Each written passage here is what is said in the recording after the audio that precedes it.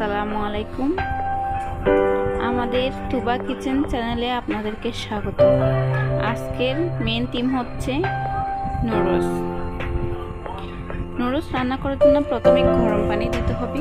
গরম পানিতে হালকা সরিষার তেল আর লবণ দিয়ে নুডলস সিদ্ধ করে নিতে হবে। এবার পেঁয়াজ, মরিচ আর অন্যান্য সবজিগুলো, রসুন সব উপকরণ প্রস্তুত রাখবো এবং নুডলসগুলো সিদ্ধ করব।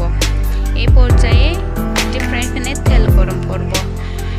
তেল গরম হয়ে আসলে সবগুলো উপকরণ দিয়ে মশলা দিয়ে ডিম দিয়ে ভালো করে নাড়ব যতক্ষণ পর্যন্ত বাদামি